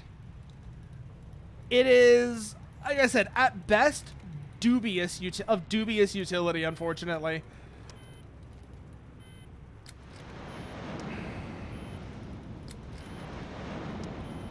So, get another set out.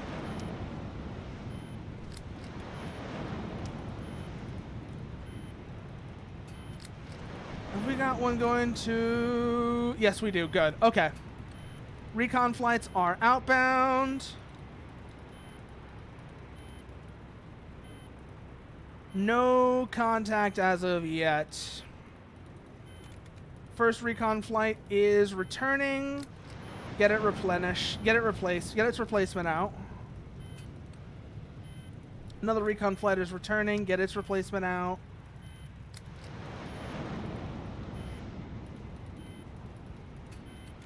Okay, those are all coming back in. Get these guys out now.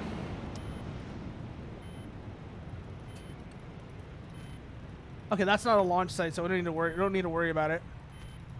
That one's good. That one's good. That one's good. Okay. Nothing there. That one's coming back in. So let's get its replacement flight out. Oh, hi. What are you doing here? You increase the range, you have to increase the... Yeah, that's exactly the problem, Nuker. As you try to reach out further, in order for it to be worth the investment, you have to either have a more accurate or more powerful payload. And there's only so accurate you can make something.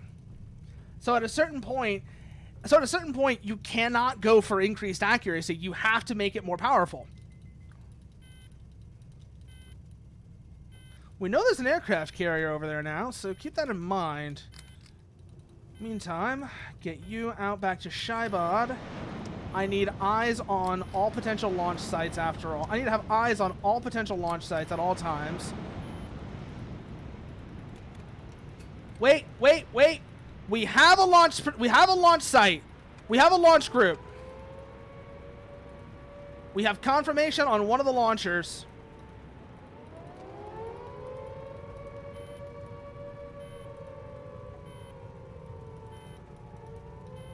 Oh boy. Get the A100Ns ready to go.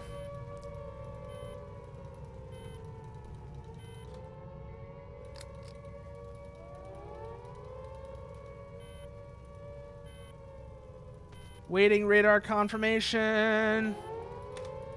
Contact confirmed. Vampire. Bearing 210. We have confirmation on the launch, and with that we have confirmation on the launch site. No KH-15PNs are ready to go yet. Let's get this intercept out of the way, and then we'll take care of it from there. Attention, new target on the radar. Seems like they've already got a second launch going up as well. Missile launched. But we've got a confirmed vector on the first launch. Let's get the interceptors out. Okay, intercept is successful. Attention, new target on the radar. Second one is inbound. Same vector. Whoo! They really don't like me.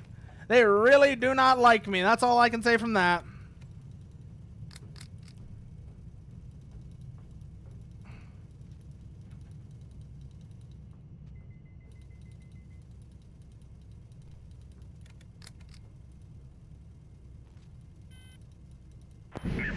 Okay, shot is out. I was like, did it fail to launch? I was gonna say, did it fail to launch? No, we got the missile out. Interceptor is out, ready to... Seeker is active and pursuing. Tracking confirmed. Intercept is good. Do we have any KH-15PNs yet? No. We do, however, have positive ID on the launch site. And nothing... No shooters are in range. So let's get an aircraft strike ready to go. They're going to try again, because of course they're going to try again. But, yep, they're already doing it. I knew they were going to... I told you they were going to try again, didn't I? Here it comes.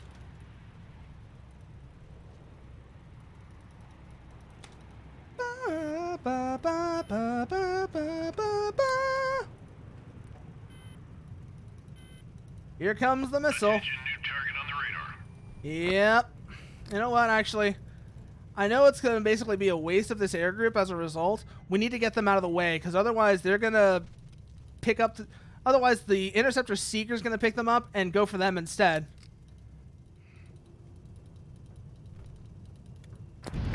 So, get that on its current... Get that onto its... Fucking A. It did it anyways! That's exactly what I was hoping to avoid, and it did it anyways. Well, here comes the ballistic missile. Hopefully we don't get another one. There's a specific engineering where the whole goal is essentially how fast can I get a golf ball into a shot glass. Yeah, that is basically... That is a great way to describe what designing an ICBM is like, Parasitus. Especially if you're trying to destroy an enemy missile silo. That is exactly what designing an ICBM to hit an enemy missile silo is like. You're trying to get a golf ball into a shot glass from 30,000 miles away. Well, more like 6,000, but still. From several thousand miles away. You're trying to get a golf ball into a shot glass from several thousand miles away. That is exactly what designing an ICBM is like. Whew, okay. We just lost a bunch of aircraft from that, though, which is annoying. That's all because... Ugh. I don't have any of the passive missiles ready to go. Like, I know I put them on the tubes, didn't I? I put them in the tubes. So where are they? I didn't put them in the tubes. That's where they are. I am an idiot. I'm a complete moron. I was wondering why I didn't have any KH-15 PNs to work with. Lovely. Well, regardless, let's work with what we got now.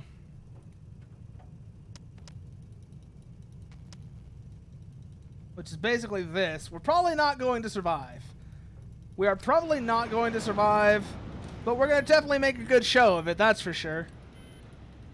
Watch, as soon as these aircraft get launched out, they're going to have another ballistic missile inbound, and it's going to be on the exact same vector for the specific purpose of preventing me from retaliating.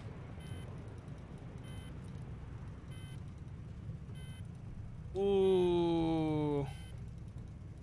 Wait, there's only one missile carrier left? What happened to the other one?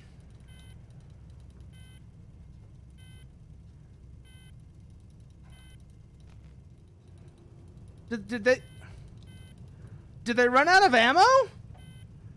Did we actually do it? Did we run them out of ammo? Did we somehow... Warning, radar emission detected. Did we somehow make them expend all of the missiles on that carrier? Have we pulled it off? Oh my god, we might have actually done it. That is insane. Yes, yes, yes. I don't... Attention, new target on the radar. Well, no, there they go. There they go. That's where they are. Missile away. There goes our interceptor. Come on, baby. Come on, come on. Endurance is a two-way battle, and they might have failed. Yeah, no. That would be funny if they did. That would actually be legitimately really funny if they did. I might actually be able to run them out of ammo. I have so many interceptors, I might be able to actually run them out of ammo. Missile launched. Interceptor is out, Seeker is tracking. Okay. Yeah, this guy over here, because that's where the launcher is. He is probably pissed right now. He is coping and seething. He is not a happy camper, that's for sure. He is definitely not a happy camper. Tell you that much. He is coping, seething, and molding. As I've just shot down all but one of the missiles he has sent our way so far. He is probably so mad right now. You are coping Coping and seething. Come on, baby. Come on. Come on. Jammed. Get another one up. Get another one up.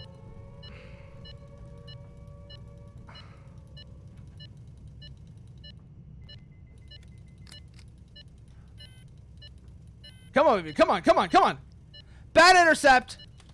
And we're dead. And we're dead.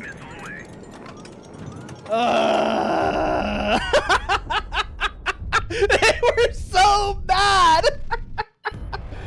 We failed, but holy shit, we got really close to just running them out of ammo there.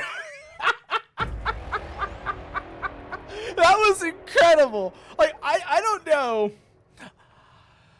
Obviously, there's like not an actual person behind that or anything, but if there was a person actually on board on the bridge of that ballistic missile carrier, I bet they were slamming their console and screaming. Oh, that was good. That was good. Okay, yeah, we know what the situation is. Let's see if we got the ships to make it work. Negev. Intrepid, Aegida, one Triumphant, so we got one shooter so far. You failed, but someone is going home without a job. Exactly, Parasitas. Exactly. Two shooters so far. Can we get a third? Can we get a third? Yeah, we got a third. What about the pirate clans? A Vega. Good. Can I get one more? Can I get one more? That's going to be the real question. Not that. That's an Aegida. 4. Good. We're doing real good now. We're doing real good now. We have 4 Triumphants and a Vega. We're doing excellent. We are doing strong. We are doing very strong. In the meantime, though, this time we're actually going to put the KH-15 PNs on because they can actually, they won't interfere. They won't actually have, they won't have guidance conflicts when our aircraft are going out. So first things first, line up all the BMD assets so that they're all categorized together. Like so. Vega goes there. Aegis goes all the way over there. Okay. Refit the Aegis for BMD launches. And then... Oh, we still have one more A100N. I forgot that. Okay, now that's good to go. Now the PNs go on first.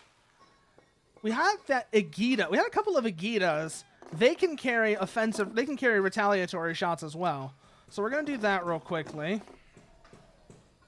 They don't need their A100s. The conventional A100 is basically useless now. Like I said, if it doesn't have a nuclear warhead, I don't want it. Ooh, where's the other Aegida? I think we got 2 of them after all. That's not one. There's one. Okay, that's the other Aegida. These are no good right now.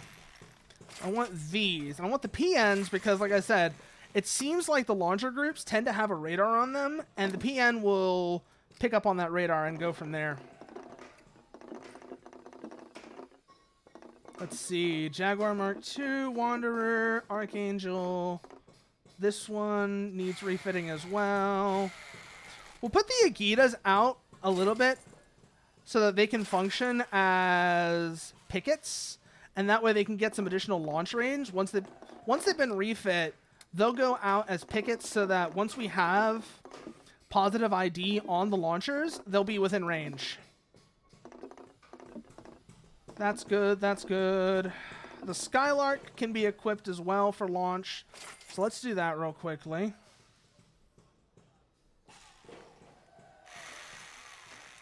Hull parts as before.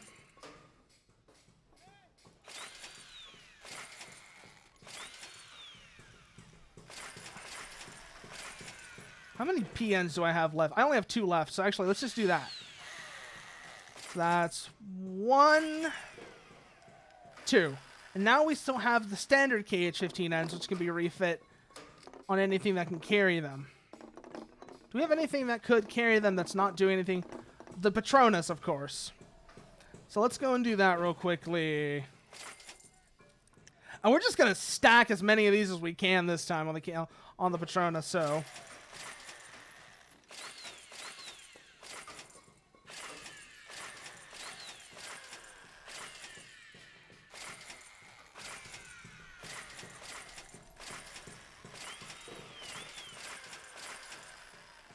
That's 10 shots that's going to be able to fit on this thing.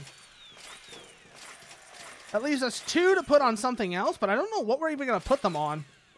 That's kind of the interesting point. That's going to be the interesting thing. It's like, what am I even going to put these other 2 shots on? Because I've got them, but I don't know what they'll go on. Let's have a quick look through here. Do I have any... Oh, carrier. That's what they're going to go on. They're going to go on this slingshot.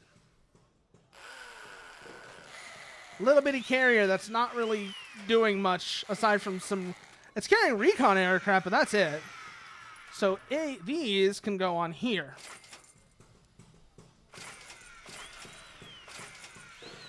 And that takes care of our entire missile inventory. Good. Now we're good to go. 98 hours of refit time, but once that's done, if we can weather those 98 hours, we'll be ready to go. Oh, we don't need to actually go back into the shipworks. We've already done everything here. Exit, that's what I wanted. Keep an eye on this. Once we have KH-15 PNs ready to go, we'll start sending them out. First things first, as before, get recon flights in position to track potential launches as they arrive.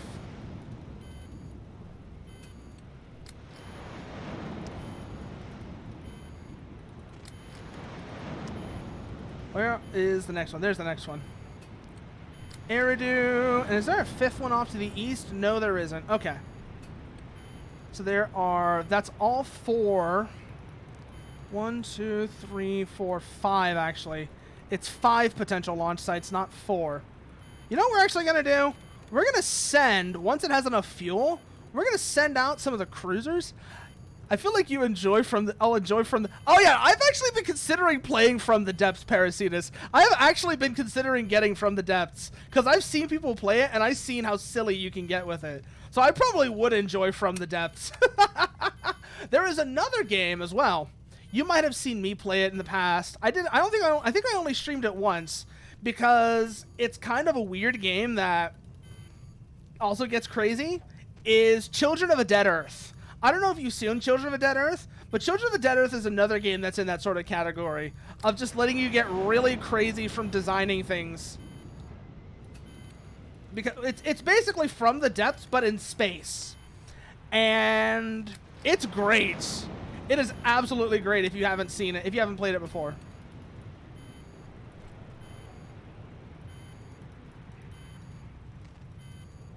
Recon group, that recon group needs to be replenished. That recon group needs to be... Belay that order, yes. I didn't actually want to do that. I just wanted to get some recon groups in position. That recon flight needs to be positioned. Let's also move the carriers once they're ready, once they're fueled up, so that they can actually be closer to the potential launch sites.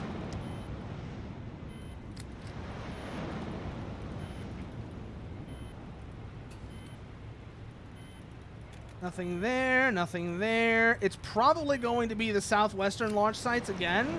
They really do seem to like that position in particular. But until we have confirmation, we're going to keep an eye on them. Get that recon flight in position. Get this recon flight in position. Another one out here as well.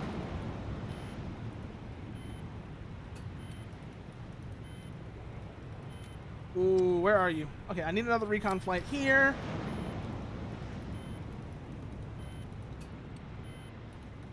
Nothing yet.